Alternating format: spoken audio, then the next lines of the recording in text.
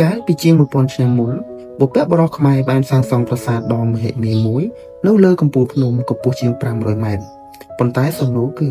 តើពួកគេដឹកថ្មរាប់តោនឡើងទៅទីនោះដោយរបៀបណា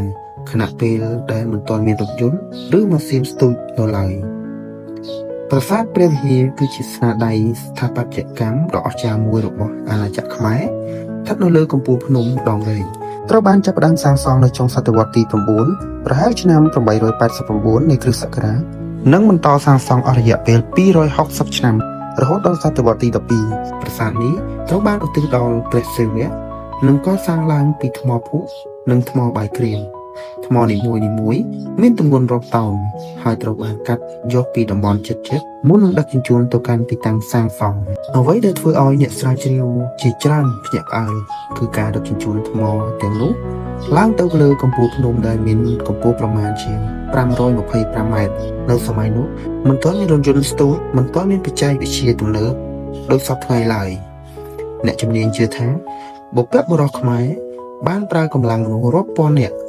រួមជាមួយសត្វពាហនៈនិងប្រព័ន្ធប្រមូលឈើខ្សែពួរ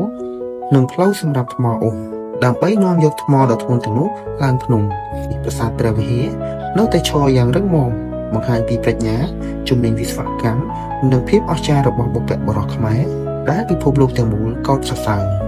តើបងប្អូនគិតថាបុព្វបុរសខ្មែរពិតជាប្រើតែកម្លាំងមនុស្សនិងសត្វដើម្បីដឹកថ្មរាប់តោនឡើងភ្នំមែនទេឬនៅមានអាកំបាំងអ្វីផ្សេងទៀតដែលមិនទាន់ត្រូវបានរកឃើញនេះគឺជារឿងរ៉ាវរបស់ប្រាសាទព្រះវិហារតើបងប្អូន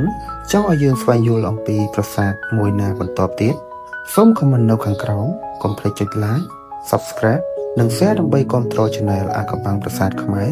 ជួបគ្នាក្នុងវីដេអូបន្ទាប់សូមអរគុណសូមជម្រាបលា